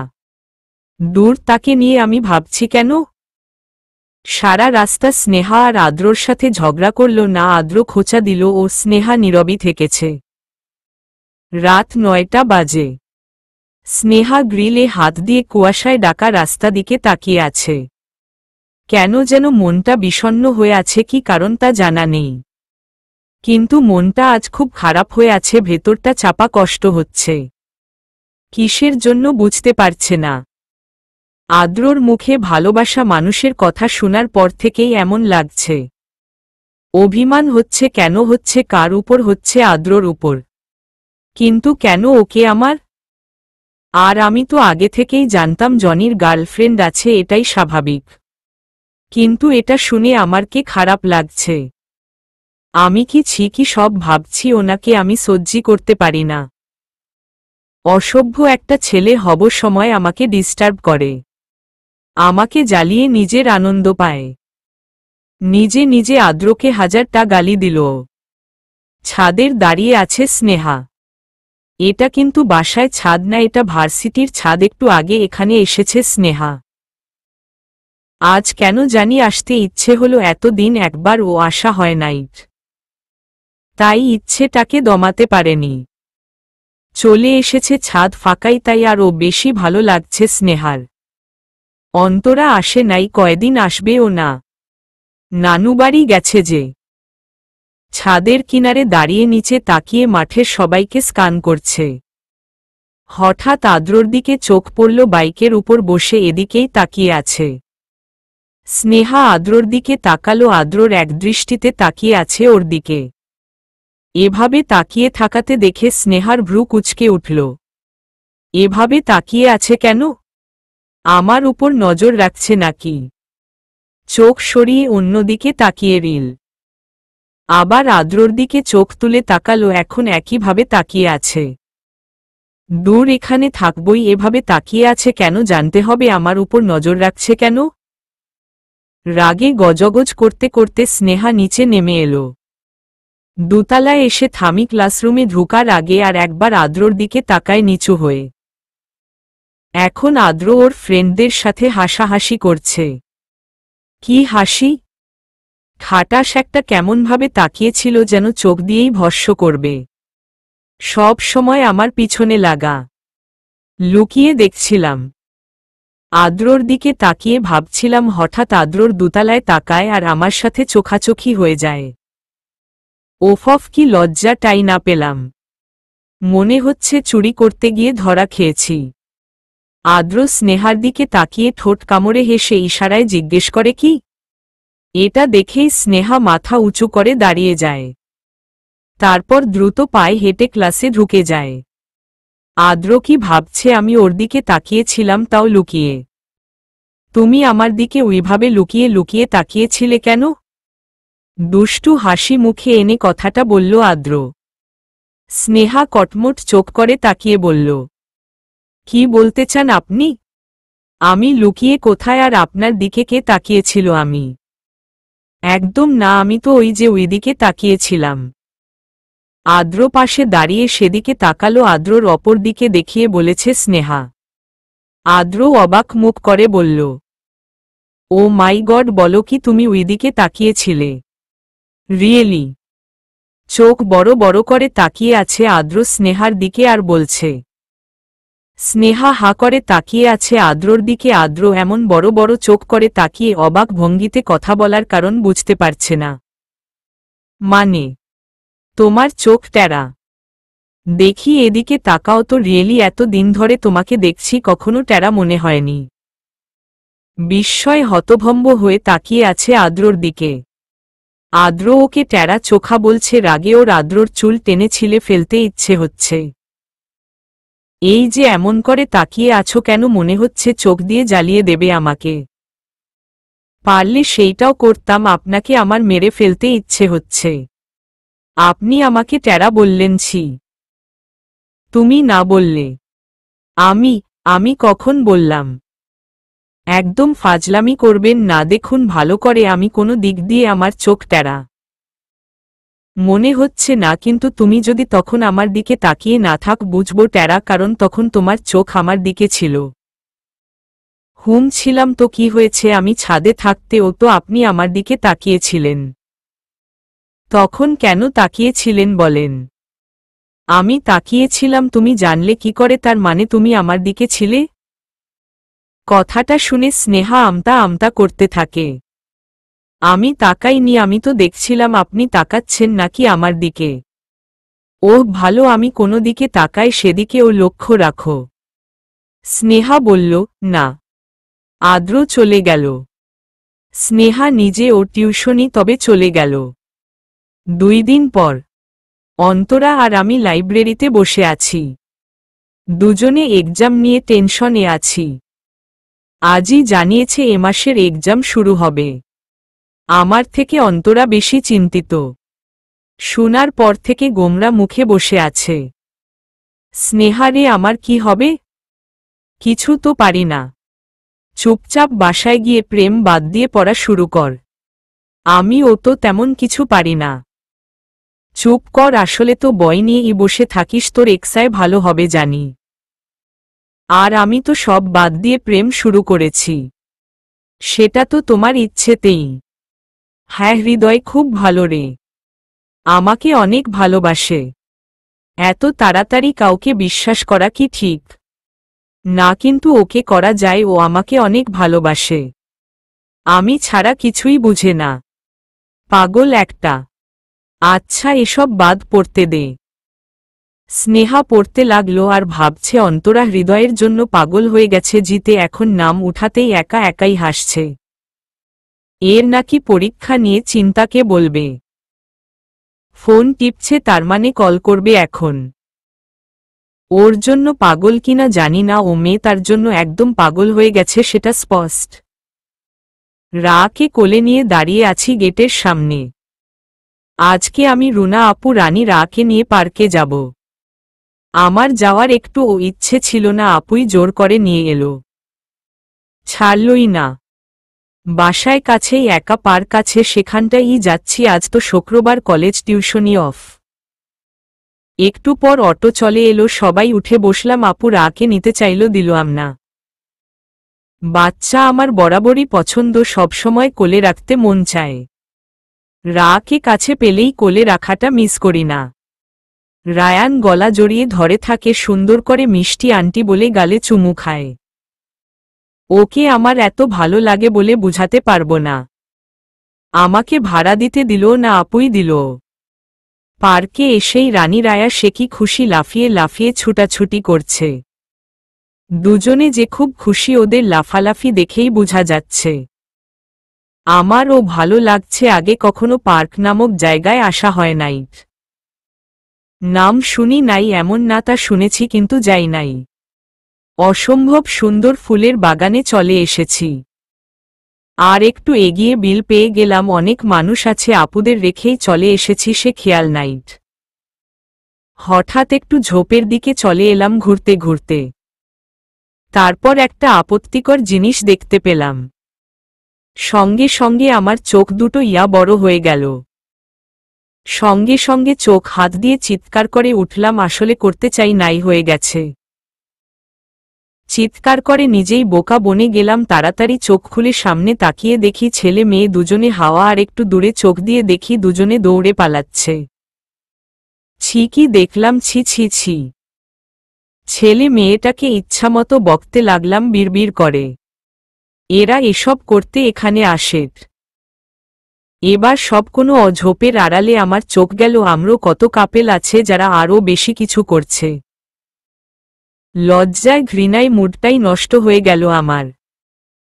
এতক্ষণের সমস্ত ভালো লাগা ধ্বংস হয়ে গেল। আর ঘুরবই না। আপুদের কাছে যাই। নিচের দিকে তাকিয়ে তবুও বকেই যাচ্ছি। হঠাৎ কারো সাথে ধাক্কা লাগলো মাথায়। রেগে মাথাটা উঁচু করে তাকালাম। বকার জন্য মুখ করে মাথা উঁচু করে রুনা আপুর মুখ দেখলাম। তাকে দেখে রাগ সংযত করলাম। আপু আমার মুখ দেখে হয়তো কি আন্দাজ করতে পারছে, তাই জিজ্ঞেস করল, কি হয়েছে রে স্নেহা, এমন রেগে আছিস কেন? কিছু না আপু, চলো। রায়ারা কোথায়? ওরা ওই পাশে, তোকে খুঁজতে এলাম, চল। চলো। আপুর সাথে রাদের কাছে গেলাম। সবাই বাইরে হালকা কিছু খেয়ে নিলাম। তারপর বাসায় ফিরে এলাম, তখনই ফোনে আদ্রর কল এলো। বিরক্ত হয়ে তাকিয়ে রইলাম, না চাইতে ও রিসিভ করতে হলো ফোনটাট। হ্যালো, আসসালামু আলাইকুম। ওয়ালাইকুম আসসালাম। কোথায় গিয়েছিলে? কেন আমি কোথায় গিয়েছি না গিয়েছি আপনাকে কেন বলবো? লোকটা সব বুঝে যায় কেমনে কে জানে। সব সময় আমাকে ফলো করে নাকি? তুমি পার্কে এসেছিলে কার সাথে? দেখুন, একদম অধিকার দেখাতে আসবেন না যত সব। আমার যেখানে খুশি সেখানে যাব, তার সাথে ইচ্ছা। এসব আপনি বলতে পারেন না। বাই বলে কেটে দিলাম। আমার পেছনে গোয়েন্দাগিরি করা শুরু করেছে অসহ্যকর লোক একটাট। রুমে এসে ব্যাগ রেখে দিলাম। তারপর বাবাকে খাবার খাইয়ে দিলাম গরম করে, সাথে ওষুধ। মাগরিবের আজান পড়তেই অজু করে নামাজ আদায় করে নিলাম। রাতের জন্য রান্না করতে এলাম। মাসের শেষ আর ফিস দিয়ে হাত ফাঁকা হয়ে গেছে। ২৮ টাকা আছে, এটা দিয়ে বাবার জন্য ওষুধ আনতে হবে কাল। ওষুধও শেষ হয়ে এসেছে। আবার এদিকে চাল ও শেষ, আজ রাত চলবে কোনো রকম। শুধু বাবার জন্য রান্না করে নিলাম, আজ খাবি না। বাইরে থেকে চটপটি হালিম খাইয়েছিল আপু, সমস্যা হবে না। এদিকে মাসের আরও ৮ দিন আছে। চলবে কি করে, চাল তো কিনতেই হবে, তেলও শেষ। তেল ছাড়াই না হয় খাবো, কিন্তু গাড়ি ভাড়া তো হবে নাট। ধুর, গাড়ি ভাড়া লাগবে নাট। আগে বাবার ওষুধ আর চালটা আনতে হবে। বাবার শরীরটা ইদানিং বেশি খারাপ দেখা যায়, এবার টাকা হাতে এলে আগে ডাক্তারের কাছে নিয়ে যাব। অন্য মনস্ক হয়ে আলু কাটছিলাম, ফট করে হাতটা কেটে ফেললাম। চাকু রেখে আঙ্গুল চেপে ধরলাম। প্রচণ্ড জ্বালা করছে। দাঁতে দাঁত চেপে সহ্য করতে হলো। ওইভাবে আলু কাটতে লাগলাম, কষ্ট হলেও করতে হলো। রান্নাঘরে কাজ শেষ করে রুমে এসে হাত মুখ ধুয়ে বই নিয়ে বাবার কাছে চলে এলাম। আজকে বাবার পাশে বসতে ইচ্ছে করছে। এসে দেখি বাবা ক্যালেন্ডারের দিকে তাকিয়ে আছে, তার চোখে পানি। আমি তাড়াতাড়ি বাবার কিচেন গিয়ে বোঝার চেষ্টা করলাম কি জন্য কাঁদছে বাবা। আমি ও ক্যালেন্ডারের দিকে তাকিয়ে দেখলাম আজকে 12 তারিখ। সাথে সাথে মনে পড়ে গেল আজ ভাইয়ার জন্মদিন ছিল। এসব মনে করেই কি কাঁদছে বাবাকে এখন ও ভাইয়ার জন্য কাঁদে ভাবতেই আমার চোখ দুটো ঝাপসা হয়ে এলো। শেষবার ভাইয়ার জন্য দিনে আমি টাকা জমিয়ে একটা শার্ট গিফট করেছিলাম, কত খুশি হয়েছিল ভাইয়া। মা সারাদিন ভরে ভাইয়ার পছন্দের খাবার রান্না করেছিল। তারপর সবাই মিলে তৃপ্তি করে খেয়েছিলাম। মার রান্না বরাবর খুব ভালো। কতদিন সেই রান্নার স্বাদ নেওয়া হয় না, আর কখনো নিতেও পারব না। কখনো নাগাল বেয়ে টপ টপ করে ঝল গড়িয়ে পড়ল। কত আনন্দে ছিলাম বাবা মা ভাই আর আমি, একটা হ্যাপি ফ্যামিলি। সব নষ্ট করে দিলই তুই ভাই। আমি তোকে কখনো ক্ষমা করব না, কখনো না। বাবাকে জড়িয়ে ধরে কাঁদতে লাগলাম। সবাই আমাকে ছেড়ে চলে গেছে। বাবা তুমি আছো, তুমি কখন যেও না প্লিজ, তাহলে আমি বাঁচতে পারব না। তুমি আমার একমাত্র অবলম্বন। চোখ বন্ধ করে ওইভাবেই রইলাম কিছু সময়। ফোন বেজে উঠল। জানি ওই অসভ্যটাই কল করেছে। মাথা উঁচু করে দেখলাম সত্যি, ফোন কেটে ভাইব্রেশন করে রাখলাম। পরদিন সকালেই দোকানে চলে এলাম ওষুধ কিনতে, কিন্তু একটা ওষুধ পেলাম না। আর বাকিগুলো কিনে নিয়ে এলাম। তারপর চাল ফুলকপি কিনলাম 2টা 15 টাকায়। 50 টাকা রিল। অনেক সকালে উঠেছিলাম আজ। বাসায় সামনে সবজির ভ্যান আসে, সেখানে থেকে সবজি কিনছি। সব কেনা শেষে ভেতরে ঢুকে গেলাম। সিঁড়ি দিয়ে উপরে উঠছি, হঠাৎ কাউকে দেখে থেমে গেলাম। সেও মনে হয় আমাকে চিনতে পেরেছে হালকা। আপনি এখানে? আপনি কি এখানে থাকেন? কৌশিক স্নেহাকে এখানে দেখে কিছুটা অবাক হয়েছে, সাথে ভয়ও পাচ্ছে। পেছনে রুনা আসছে। মেয়েটা তো ওকে ঐশীর সাথে দেখেছিল, এখন আবারও রুনার সাথে দেখবে। কৌশিক কথা বলছে না দেখে স্নেহা ভাবছে হয়তো ওকে চিনতে পারেনি। আপনি কি আমাকে চিনতে পারছেন না নাকি? ওই যে শপিং মলে আমার বউ শাড়ি। স্নেহা থেমে গেল পেছনে থেকে রুনা আপুকে দেখে। কোলে রায়া চোখ বন্ধ করে আছে। সাত সকালে আপু রাকে নিয়ে কোথায় যাচ্ছে? সাথে তো রানীর নাইট। আরে আপু তুমি এই এত সকালে কোথায় যাচ্ছ? রুনা আপু বলল, স্নেহা তোকেই তো খুঁজে এলাম। রানীকে তোর কাছে রাখিস কিছুক্ষণ, আমরা একটু ডাক্তারের কাছে যাচ্ছি। কেন, কার কি হয়েছে? আর তুমি কি একা যাবে? ভাইয়া কই? রায়ার কাল থেকে জ্বর, আর একা না, এই যে তোর ভাইয়া রায়ার আব্বু। কৌশিককে দেখিয়ে বলল। স্নেহা বিস্মিত চোখে তাকিয়ে আছে কৌশিকের দিকে। কৌশিকের চোখে মুখে আতঙ্ক। এই বুঝি সব বলে দিবে স্নেহা? ইনি হুম, এবার যাই, এসে কথায় বলবো। বলেই রুনা আপু এগিয়ে গেল। আমি সেখানে দাঁড়িয়ে তাকিয়ে রইলাম তাদের দিকে তীক্ষ্ণ চোখে। কৌশিক ভাইয়া বারবার করে ঢোক গিলে আমার দিকে তাকাচ্ছিল। হতদম হয়ে গেছি একদম। উনি যদি আপুর বর হয় তাহলে ওই দিনের শপিংয়ের মেয়েটাকে। চিন্তা ভাবনা করতে করতে রুমে আসলাম। রানী সেখানেই ছিল, ওকে নিয়ে ভেতরে ঢুকলাম। আপুকে কি জিজ্ঞেস করব ওইটা কে? হয়তো আত্মীয় কেউ, কিন্তু কথা শুনে তা মনে হয় নাই। ফ্রেশ হয়ে এসে রান্নাঘরে গেলাম। মাথা থেকে রুনা আপুর হাজবেন্ডকে নিয়ে টেনশন যাচ্ছে না। কোনো একটা ঘাপলা তো আছেই। সেটা কি এমনিতেই এই মানুষটাকে আমার দেখার ইচ্ছা ছিল যেদিন আমার গালের মারের দাগ দেখেছিলাম। আচ্ছা, উনি কি আপুকে পছন্দ করে না? রান্না শেষ করে বাবাকে খাইয়ে রানীকে নিয়ে আমিও খেয়ে নিলাম। রুমে এসে ফোন হাতে নিলাম আর ফোন হাতে নিয়েই আমার চোখ চটগাছ। 100 মিসকল এতগুলো ফোনকে দিলও কল লিস্টে শুধু আদ্রর নাম্বার, তার মানে আদ্র এতগুলো কল দিয়েছে।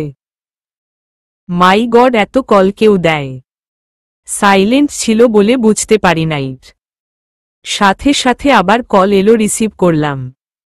আপনি কি পাগল, এত কল দিছেন কেন? Are you okay? আমার আবার কি হবে? কিছু হয় নাই তো, কল রিসিভ করো নাই কেন? চিৎকার করে উঠল। আমি বিজি ছিলাম আর আপনি যেহেতু দেখেছেন আমি রিসিভ করছি না, তাহলে কল দিয়েছেন কেন? আমি আগেও বলেছি আমার ইচ্ছে তাই আমি কল দেব, আর তুমি রিসিভ করতে বাধ্য। আমি কারো অনুসারে চলব না। আপনি অনেক জ্বালিয়েছেন আর না আজকে আপনার নাম্বার আমি ব্লক করব।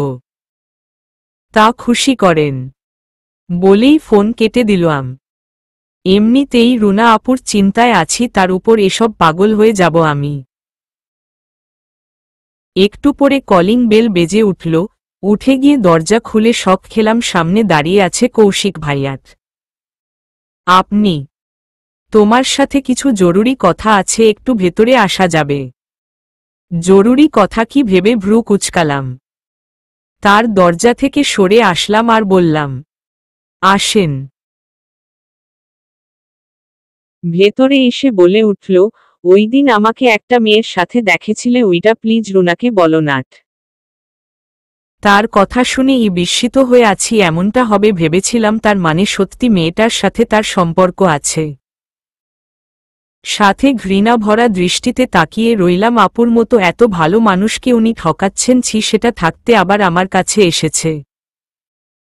লজ্জা ও নাই একটু, ওনার কথা শুনব না, সব বলে দেব আমি। রেগে বললাম, আপনি ভাবলেন কি করে আমি এসব লুকিয়ে যাব? সব বলবে আমি আপুর মতো এত ভালো একজনকে ঠকিয়ে আপনি অন্য কারো সাথে সম্পর্কে জড়িয়ে দেনছি। আবার সেটা ডাকতে আমার কাছে এসেছেন। লজ্জা করে না বউ বাচ্চা রেখে পর নারীতে নজর দিতে? আপু আপনাকে কত ভালোবাসে আর তার এই প্রতিদান দিলেন। আপুর গায়ে মারের চিহ্ন দেখেই আমার আপনাকে নিয়ে সন্দেহ হচ্ছিল, এক নজর দেখতেও চাইছিলাম। আর সেই দেখা হলো, কিন্তু আরেক সত্যির সাক্ষী হয়ে কি কপাল আমার দেখুন। কৌশিক ভয় আছে স্নেহাকে নিয়ে, এই মেয়ে তো ওকে একদম উল্টো বুঝছে। এসব বললে রুনা জীবনের মতো মুখ ফিরিয়ে নেবে ওর থেকে। প্লিজ বোন, তুমি উপরে দেখে ভেতরেটা মাপতে যেও না। চোখের সামনে সবকিছু সঠিক নয়। কি বলতে চাইছেন? আমি যা দেখেছি সব ভুল। আমি তাও এতক্ষণ ভেবেছি ভুল হতেও পারে, কিন্তু আপনার এভাবে ভয় ছুটে আসাটা দেখে আমার ভাবনা ভুল হয়েছে। কিছু তো ঘাপলা আছে আমার বিশ্বাস। সেইটা কি বলেন? ওই মেয়েটাকে আপনার বউ? আপনি কি আপুকে ঠকিয়ে আবারও বিয়ে করেছেন? কি সব বলছো? এটা আমি কল্পনাও করতে পারি না। রুনাকে আমি খুব ভালোবাসি। ভালোবাসি শুনে থমকে গেলাম। কথাটা বলার সময় তার মুখটা উজ্জ্বল দেখাচ্ছিল, মনে হয় নাই মিথ্যা বলছে। কিন্তু তাহলে ওইসব কি? তাহলে ওই মেয়েটাকে? চুপ করে আছে, কিন্তু আমি এত সহজে ছাড়ার পাত্রী না। চেপে ধরলাম, প্রশ্ন করে বাধ্য হয়ে সব বলল আমাকে। সব শুনে আমি হতদম হয়ে গেলাম। কি ডেঞ্জারেস মেয়ে রে বাবা! এত খারাপ ও কেউ হয়? এভাবে লোকটার উপর বসে আছে। বেচারা! এতক্ষণ তীব্র রাগ নিয়ে তাকিয়েছিলাম আর এখন দৃষ্টি পরিবর্তন হয়ে গেছে। ফোন কেটে দিতেই আদ্র রেগে বোম হয়ে গেল। এখন স্নেহাকে সামনে পেলে কি করত নিজেও জানে, কিন্তু আজকে সামনে পাওয়া যাবে না। আজ ভার্সিটি অফ আর ওর প্রাইভেটও। বেড ছেড়ে উঠে ফ্রেশ হতে গেল আদ্র। এখনই ও স্নেহার বাসায় যাবে। ও এত সাহস আমার কথা অমান্য করে? আর আমার সাথে এভাবে কথা বলে কি বলল আমার নাম্বার ব্লক করবে? ওকে দেখে নেব আমার অধিকার নিয়ে কথা বলে। ওর উপর সমস্ত অধিকার শুধুমাত্র আমার। আদ্র ফ্রেশ হয়ে এসে গাড়ির চাবি হাতে নিল। বাইক ওর ফ্রেন্ড আশিক নিয়েছে, ও এখন গাড়ি নিয়ে বেরিয়ে পড়ে। বাসার সবাই খেতে ডাকলেও শুনে নি আদ্র। সোজা বেরিয়ে গাড়িতে উঠে বসে ড্রাইভিং সিটে বসে ড্রাইভ করতে লাগে। উদ্দেশ্য স্নেহার বাসা। বাসায় সামনে এসে গাড়ি থামিয়ে নেমে স্নেহার নাম্বারে কল করে, নাম্বার বিজি, তার মানে সত্যি ব্লক করেছে। রাগে ওর কপালের রগ ফুলে ওঠে। গাড়ি থেকে নেমে ভিতরে ঢুকে যায়। দারোয়ানের সাথে পরিচিত আগে থেকে, তাই সমস্যা হয় না। স্নেহা কেবল দরজা অফ করে ভেতর রুমে যেতে থাকে। রানীকে নিয়ে কৌশিক ভাইয়া গেল, আর আমার মনে ঐশীকে নিয়ে আকাশ সমান রাগক্ষোভের জন্ম দিল। আমছি এত বাজে কি করে হয়? ভাইয়ার একটা পূর্ণ পরিবার আছে, এসব জেনেও মেয়েটা এমন জঘন্য কাজ করছে। ঘৃণা হচ্ছে খুব। সেদিনের ব্যবহার এই বুঝেছিলাম মেয়েটা খুব দুর্বাজ। আজ সত্যি তার থেকে ও খারাপ মনে হচ্ছে। ভাইয়াকে এইভাবে ট্রাপে ফেলেছি। ওই মেয়েটার জ্বালায় আপুর সাথে ভাইয়া খারাপ ব্যবহার করে। এটা শুনে আমি রেগে যাই আর বলি, আপুর সাথে খারাপ ব্যবহার না করে বুঝিয়ে কিছুটা বলা উচিত। আপু ভুল না বুঝে সঠিক পরামর্শও দিতে পারে। ভাইয়া রাজি হয়েছে। রুমে ঢুকে খাটে বসবো এমন সময় কলিং বেল বেজে উঠল। ও আবার কে এলো? আপুরা ছাড়া তো আর কেউ আসে না, তাহলে কি ভাইয়া এলো? আবার ছুটে এসে দরজা খুললাম। দরজা খুলে বিস্ময়ে আমার চোখ দুটো মার্বেলের মতো গোল গোল হয়ে গেল। সামনে আদ্র দাঁড়িয়ে। আমি কি ঠিক দেখছি নাকি ভুল? হাত দিয়ে চোখ ভুলে আবার তাকাচ্ছি, কিন্তু আদ্র তো সেইভাবেই রেগে আগুন হয়ে আমার দিকে তাকিয়ে আছে। চোখ মুখ লাল হয়ে আছে। তোতলাতে তোতলাতে বললাম, আপনি? আর কিছু বলতে পারলাম না। আদ্র আমার হাতের কবজি ধরে টেনে ভেতরে নিয়ে এলো। আতঙ্কে ভয় কাঁপতে লাগলাম। আদ্র আমাকে নিয়ে ভেতরে ঢুকে গেল। তারপর দরজাটা আটকে কঠিন চোখ করে আমার দিকে তাকায় আর বলে, তোমার রুম কোনটা? আমি বিস্ময় কাটিয়ে উঠতে পারছি না। হাঁ করে আদ্রর দিকে তাকিয়ে আছি। আদ্র এখানে কি করছে? এখানে এলোই বা কিভাবে? আদ্রর কথায় আমার ঘোর কাটে। আপনি এখানে কি করছেন? আমার বাসায় কেন এসেছেন? হাত ছাড়ুন। এটা কেমন অসভ্যতামি? আবার আমার রুম জিজ্ঞেস করছেন। একদমই কথা বলে থামলাম। হাত ছাড়ানো চেষ্টা করছি আর কথা বলছিলাম। হঠাৎ আদ্রর দিকে তাকিয়ে আমার হৃৎপিণ্ড কেঁপে উঠল। ভয়ঙ্কর রাগ নিয়ে তাকিয়ে আছে আদ্র আমার দিকে, যেন চোখ দিয়েই গিলে খাবে। আর একটা প্রশ্ন করলে আমি আদ্রর এমন রাগী চেহারা দেখে চুপসে গেলাম। শুকনো একটা ঢোক গিললাম। আদ্র আমার হাত শক্ত করে ধরে নিজেই রুম খুঁজতে লাগল। প্রথমে বাবার রুমের কাছে গেল, সাথে সাথে আতকে উঠলাম আর মৃদু চিৎকার করে বললাম, আরে আরে কোথায় যাচ্ছেন? এটা বাবার রুম। আদ্রর রেগে আমার দিকে তাকিয়ে বলল, এতক্ষণ মুখ অফ রেখে এখন বলার কি ছিল? আমি তোমার বাবার কাছেই যাব। তার সাথে আমার কথা আছে। বাবার সাথে কথা আছে মানে কি? বাবাকে কি বলবে? আদ্র কি সব বলছেন? বাবার সাথে কথা আছে মানে বাবাকে কি বলবেন? শয়তানি হাসি দিয়ে, কি বলবো গেলেই দেখতে পাবে। না না প্লিজ আমার রুমে চলুন। ওইদিকে যাবেন না বলে আমি আদ্রর হাত ধরে টেনে নিয়ে যেতে লাগলাম, কিন্তু আদ্র নড়ছে না। আমি টানছি কিন্তু নড়াতে পারছি না। অসহায় মুখ করে ওনার দিকে তাকিয়ে বললাম, কি হলো? আসুন। বললাম না তোমার বাবার সাথে আমার কথা আছে। প্লিজ না। আর তাছাড়া বাবা তো কথা বলতে পারে না। আপনি কি কথা বলবেন বাবার সাথে? অযথা। সেটা আমি বুঝে নেব বলেই আদ্র আমার হাত ধরে টেনে বাবার রুমে প্রবেশ করে। শত চেষ্টা করেও তাকে থামাতে ব্যর্থ হয়। বাবা কথা বলতে না পারলেও বুঝতে পারে সব। আদ্রর সাথে আমাকে দেখলে কি ভাববে ভেবেই হাত পা ঠান্ডা হয়ে আসছে। শক্ত করে হাত ধরে আছে, নিজের সব শক্তি দিয়ে হাত ছুটাতে চাইছি, পারছি না। রুমে পা রাখবো এমন সময় আদ্র থেমে যায় আর আমার দিকে তাকায়। আস্তে করে বলি, প্লিজ যাবেন না, বাবাকে অন্যরকম ভাববে আর বাবা কষ্ট পাবে। আদ্র আমার একদম কাছে এসে মাথা নিচু করে কানের কাছে মুখ নিয়ে ফিসফিসিয়ে বলে, সরি সুইটহার্ট, তোমার কথাটা রাখতে পারবো না। এটা তোমার পানিশমেন্ট আমার কথার অবাধ্য হওয়ার। আদ্রর মুখে সুইটহার্ট শুনে আমার চোখ বড় বড় হয়ে যায়। তার উপর এভাবে এত কাছে আসাতে আমার হার্টবিট বেড়ে যায়। হতদম হয়ে দাঁড়িয়ে আছি। আদ্র কথা শেষ করে সরে দাঁড়ায়। তবুও নিজেকে সামলে বলি, এবারের মতো ক্ষমা করেন আই প্রমিজ, আর কখনো এমন করব না। সারাদিন আপনার সাথে কথা বলবো প্রমিজ। তোমাকে বিশ্বাস করতে পারছি না। এইবারের মতো বিশ্বাস করেন না। এত কিউট ফেস করে বলতে নেই আমি মানা করতে পারি না।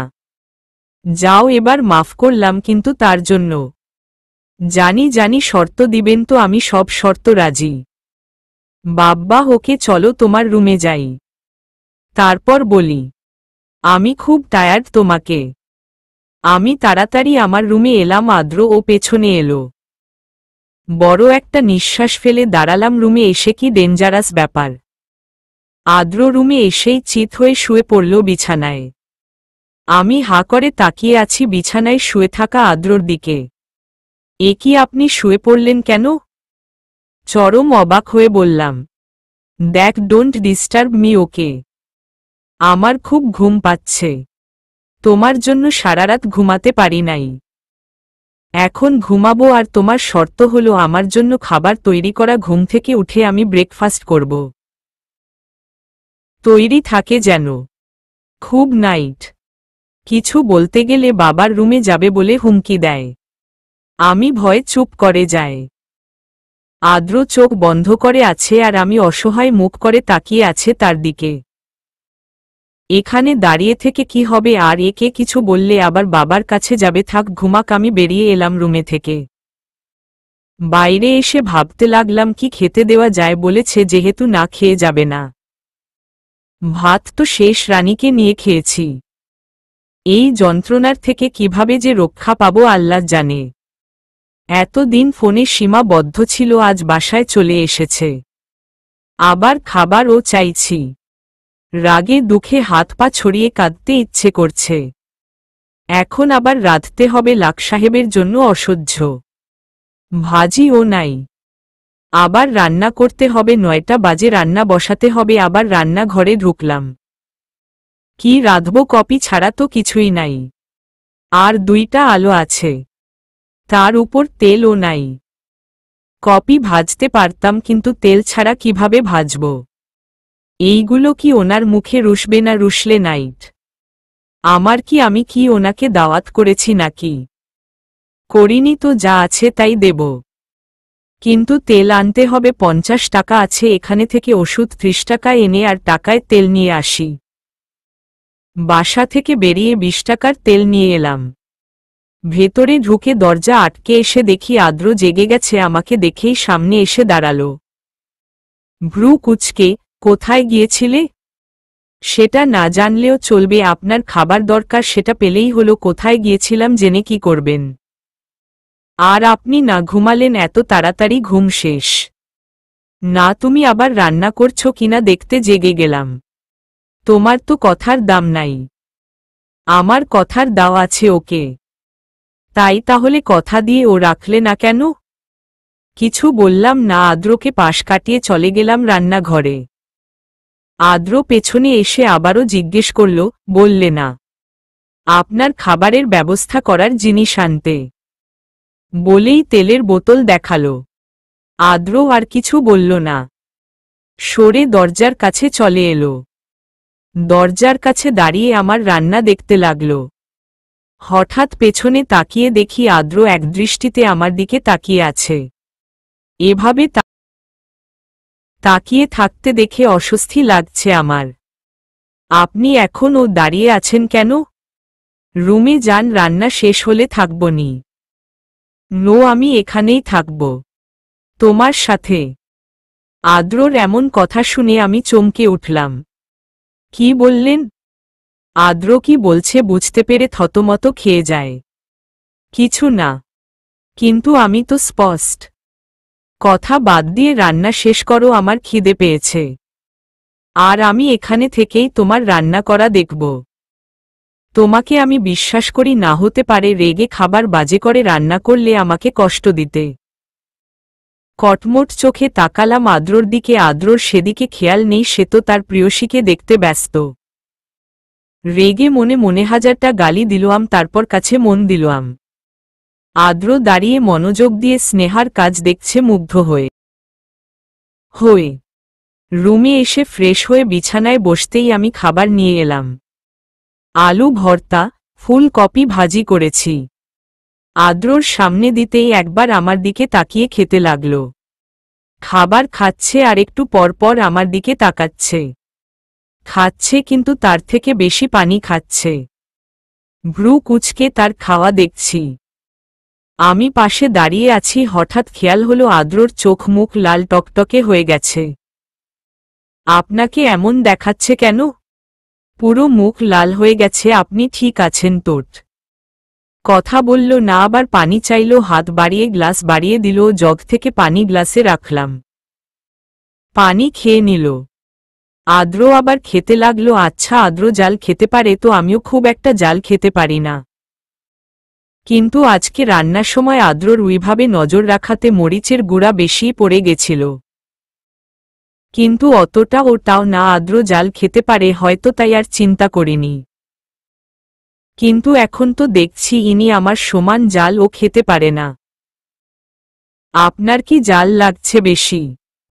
মিষ্টি কিছু হবে প্লিজ, আমি জাল খেতে পারি না। যা ভয় পেয়েছিলাম তাই হলো।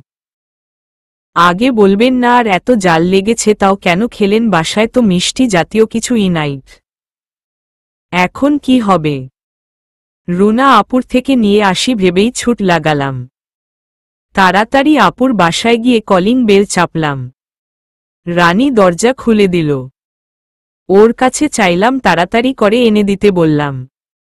আমাকে এমন অস্থির দেখে আপু জিজ্ঞেস করল কি হয়েছে। কিছু না বলে চিনি নিয়ে তাড়াতাড়ি চলে এলাম। আদ্রর অবস্থা কাহিল। পানি খাচ্ছে আর পায়চারি করছে। দৌড়ে গিয়ে চিনি তার হাতে দিলাম। আদ্রকে সহ্য করতে না পারলে ওই অবস্থা দেখে সত্যি খারাপ লাগছে। চলবে।